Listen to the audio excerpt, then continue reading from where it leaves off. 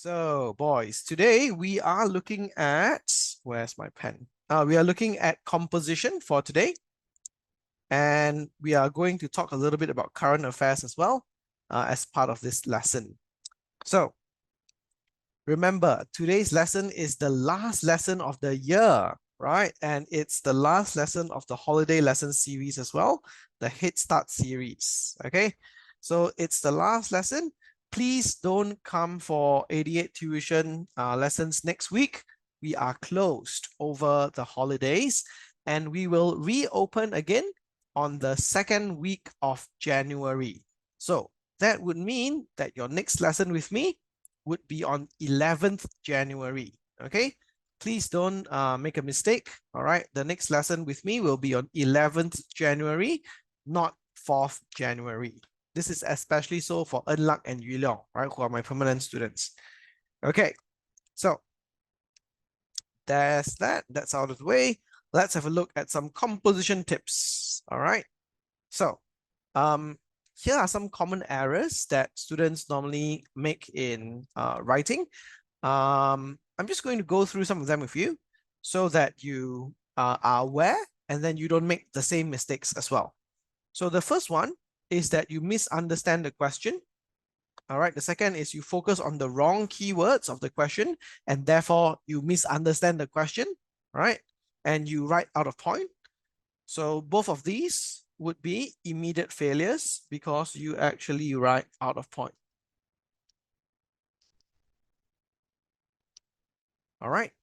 Next is the wrong writing style. Now, this is very dangerous as well, but it's not an immediate fail, depending on whether your content is there or not. All right.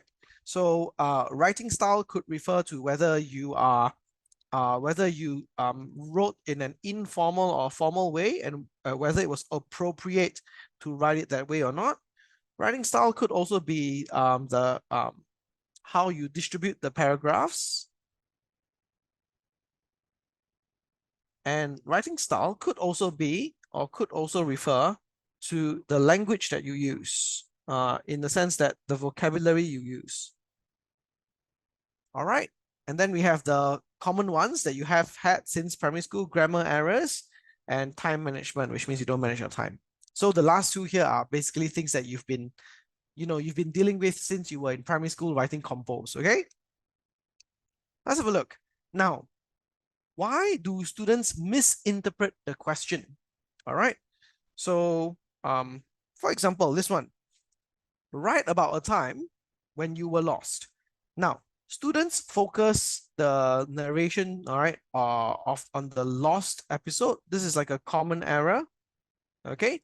But students should focus on the experience of being lost rather than talking too much about being lost. Because why? It says the whole thing over here is basically write about a time, right? It's a time when you were lost, not write about you being lost all the time. All right, write about a time. So it's your experience of being lost, okay? What you thought about, what your feelings were, what your actions were, and then how you actually found yourself again. Now, so in this case over here, what might happen is students don't realize that this is a personal recount. So you're writing about your own life experience. Instead, what do? They actually write a narrative about a person going lost or physically becoming lost, and that is wrong. All right, so something along those lines. All right, that's why we, when I say misunderstand the question, that could be the issue. You're focusing on a certain word too much, and you're missing out on the whole picture, what a teacher wants you to do in the first place. So that's misunderstanding the question. And then, of course, you could be focusing on the wrong keyword as well. For example, this one, write about a time when you were lost. Okay, same thing. When the question states you over here, you need to write it in the perspective of I. All right, so if you missed out on this really important keyword over here, you would be writing in a style that is actually incorrect. So you would be writing about things like, me and other things like that. No, not me. You'll be writing things like he or she or they or them, that kind of thing, which you don't really need. All right, so that's when you focus on the wrong keywords. And yeah, you need to focus on the perspective of I rather than a third person. Okay. So basically read the question carefully, highlight the keywords that should be recognized. That's that. And then you have the wrong writing style. The wrong writing style happens when you confuse the different styles of writing with the different types of compositions. So here's to recap for you. Personal recounts is more reflective, reflecting about your own experiences. It's a bit more informal. You can use informal languages, informal phrases like I guess, because it's very personal, right? Thinking back, blah, blah, blah, stuff like that.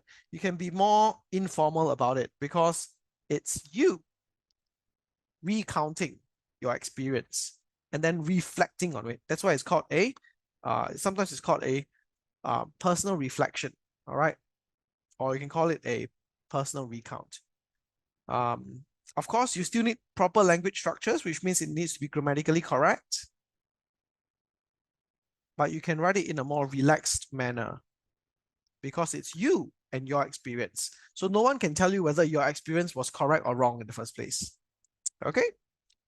And then we have an expository. Expositories are basically you explaining. That's what the word expository means. You're explaining something. So it's very factual, more discussion-based, more formal language used. All right. Discussion meaning you are trying to engage the reader by being thorough in how you explore the topic, whatever the topic is. Okay. Then we have descriptive essays. They are not so much an essay type as more of like it's a writing style. So if descriptive essays, right, you get more marks with better vocabulary. And a larger percentage of the marks actually will be given to your vocabulary use rather than, giving more to content. This will be giving more to your vocabulary use. All right. So if you see a descriptive essay, you definitely know it because they always use the word describe this to me, describe that to me, that kind of thing. The word describe could be at the front of the essay, it could be in the middle of the could be at the front of the question or in the middle of the question, right? It doesn't matter. The moment you see the word describe, you know it's a descriptive essay, and you know that if your vocabulary is not so good, you shouldn't attempt it, right? Unless you don't want to score very well. Okay, so that's your descriptive. And out of all the three types, the personal recount is the most personal because it's you telling me about your own personal experience. So nothing more personal than that. Right? I'm imagining myself as you through your lens, through your eyes, as you are writing your experience out for me on paper. And I think personal recounts are actually the easiest out of all the different types of essays because no one can tell you that, oh, your experience is wrong. You didn't feel that way. Or when you reflect, your reflection is wrong, that kind of thing. It can't be, right? Because it's you thinking back about your own things that you've gone through, and then you coming up with a judgment and saying, oh, that was good or that was not good, and why it was so and so forth. All right, so personal recount. Yeah. Expository essay requires you to be more objective, right? Like being very factual. When they say objective, right, being very factual about something.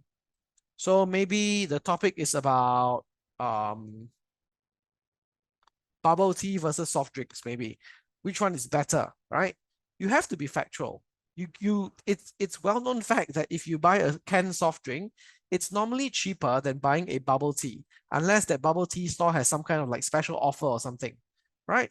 So you must be factual. You must say one of the advantages of drinking canned soft drinks is the price. They are normally more cheap, or rather they are normally cheaper. And if you buy a large 1.5 liter bottle, it can last you for a longer period of time and you actually pay less for more, that kind of thing. So that's a fact. All right. And then you can also have another fact, and that fact is Normally, when you purchase bubble tea, the selection of flavors that you can get, right, are more wide. There's a wider range of flavors that as compared to canned drinks, you know. So you can talk about that as well. What I mean by canned drinks, I mean by canned soft drinks kind of thing. So that's factual, right? And then there is an option for you, there's an option to be healthy as well, right? For both drinks. So you have to be objective. You have to say for canned drinks, you can pick zero sugar or less sugar kind of versions of the canned drinks, you know, like Coke Zero, you know, or Pepsi Max, that kind of thing. And then for bubble tea, you can pick like 25% sugar or like 0% sugar. So there are healthier options. However, you can say that you think, all right, you must make sure that whatever that is your opinion, you must say, I think. Don't try to present your opinion as fact because it's not. Okay?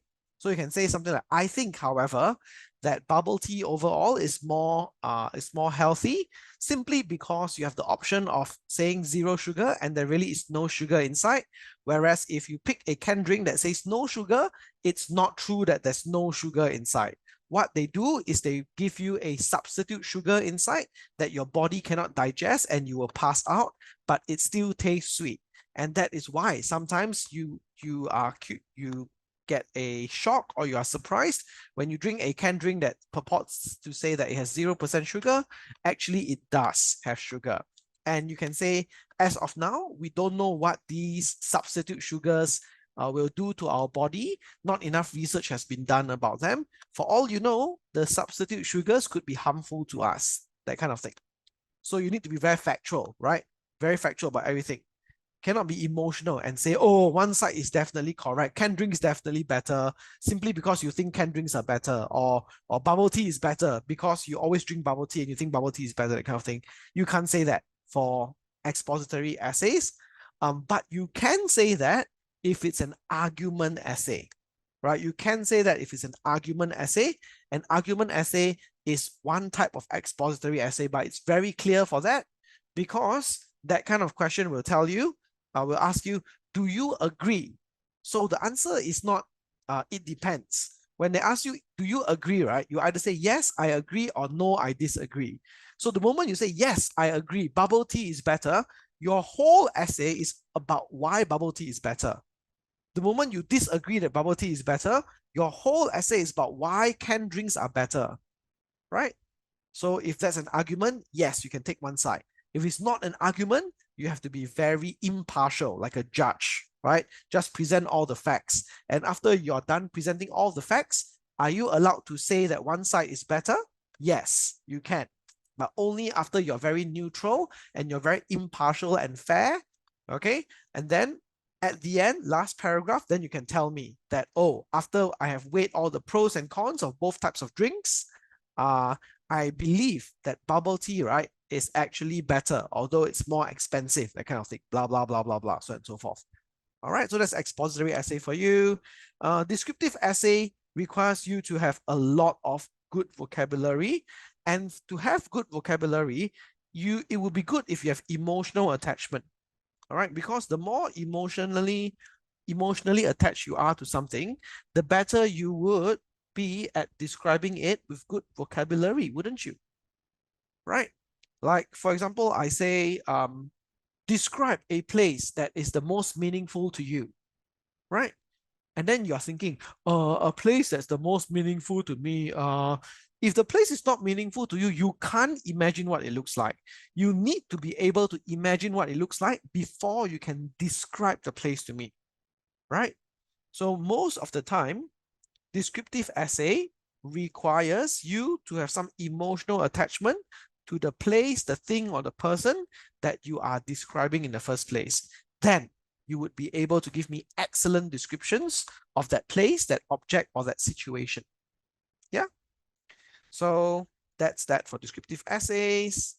Grammatical mistakes, we all make them since primary school. Some common ones, subject-verb agreement, right? Very, very straightforward, right? Subject-verb agreement, in case you forgot, right, is, okay, singular subject